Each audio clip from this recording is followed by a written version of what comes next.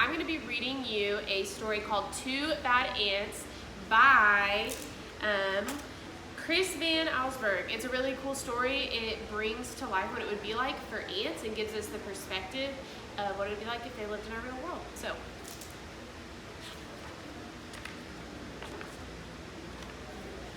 the news traveled swiftly through the tunnels of the ant world. A scout had returned with a remarkable discovery, a beautiful sparkling crystal.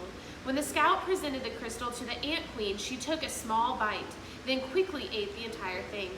She deemed it the most delicious food she had ever tasted.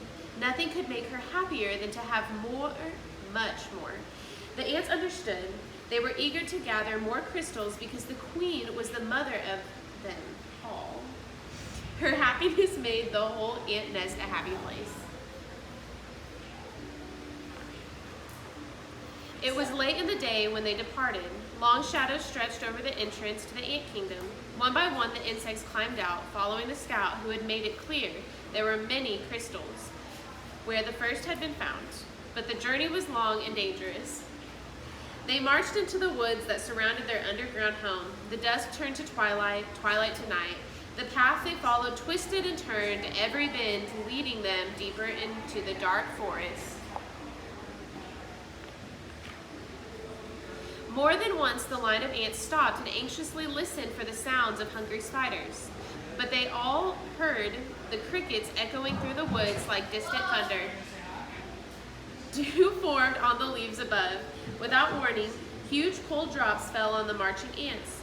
A firefly passed overhead that for an instant lit up the woods with a blinding flash of blue-green light. At the edge of the forest stood a mountain. The ants looked up and could not see its peak. It seemed to reach right to the heavens, but they did not stop. Up the side they climbed higher and higher. The wind whistled through the cracks of the mountain's face. The ants could feel its force bending their delicate antennae. Their legs grew weak and they struggled upward. At last they reached a ledge and crawled through a narrow tunnel. When the ants came out of the tunnel, they found themselves in a strange world. Smells they had known all their lives, smells of dirt and grass and rotting plants had vanished. There were no more gusts of wind, and most puzzling of all, it seemed that the sky has gone. They crossed smooth, tiny surfaces, then followed the scout up a glassy, curved wall. They had reached their goal. From the top of the wall, they looked below to a sea of crystals. One by one, the ants climbed down into the sparkling treasure. Do you see where they are? It's a house. Quickly, they each chose a crystal, which is salt, then turned to start their journey home. There was something about this unnatural place that made the ants nervous. In fact, they left in such a hurry that none of them noticed the two small ants who stayed behind. Why go back? One asked the other. This place may not feel like home, but look at these crystals. You're right, said the other. We can stay here and eat this tasty treasure every day forever. So the two ants ate crystal after crystal until they were too full to move and fell asleep. Daylight came. The sleeping ants were unaware of changes taking place in their newfound home. A giant silver scoop hovered above them, then plunged into the crystals. It shoveled up both ants and crystals and carried them right into the air. The ants were wide awake when the scoop turned, dropping them from a frightening height. They tumbled through space in a shower of crystals and fell into a boiling brown lake. What do you guys put salt in that, or sugar, that would be considered a brown lake? Then the giant scoop stirred violently back and forth. Crushing waves fell over the ants. They paddled hard to keep their tiny heads above water, but the scoop kept spinning the hot brown liquid. Around and around it went, creating a whirlpool that sucked the ants deeper and deeper. They both held their breath and finally bobbed to the surface, gasping for air and spitting mouthfuls of the terrible, bitter water. Then the lake tilted and began to empty into a cave. A cave. The ants could hear the rushing water and felt themselves pulled toward the pitch black hole. Suddenly, the cave disappeared and the lake became calm. The ants swam to the shore and found that the lake had steep sides. They hurried down the walls that held back the lake. The frightened insects looked for a place to hide, worried that the giant scoop might shovel them up again.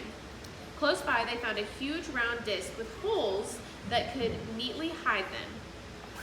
What do you think that brown lake was? And maybe it was sugar instead of salt. But as soon as they had climbed inside, their hiding place was lifted, tilted, and lowered into a dark space. When the ants climbed out of the holes, they were surrounded by a strange red glow. It seemed to them that every second the temperature was rising. It soon became so unbearably hot that they thought they would be soon cooked, but suddenly the discs that were standing on the rocketed upward, and the two hot ants went flying through the air. What is that, guys? What were they inside of? They landed near what seemed to be a fountain, a waterfall pouring from a silver tube.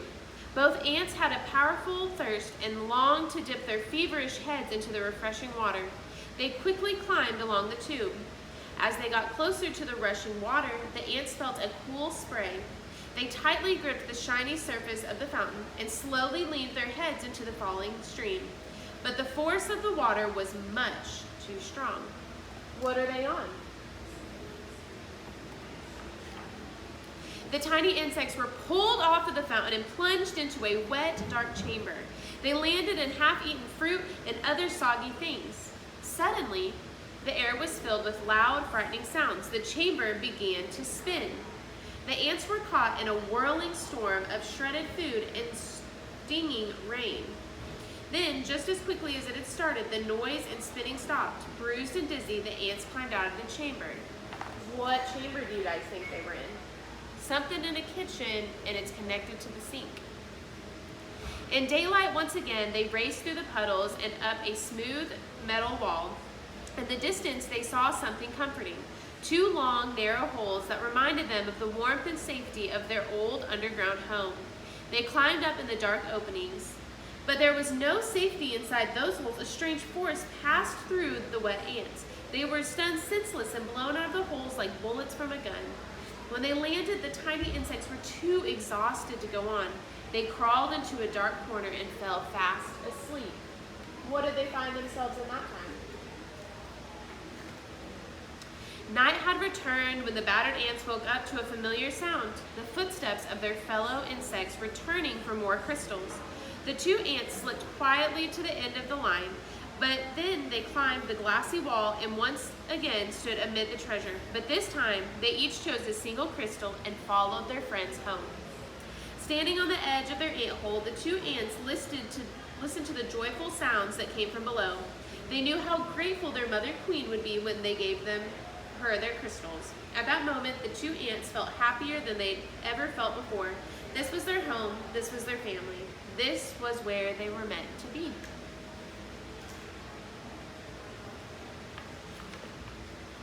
The end. So my challenge for you today is to write some sort of story from the perspective of, it could be ants, it could be another animal, something way smaller than humans, and what they might consider a place to be. See you later, Giants.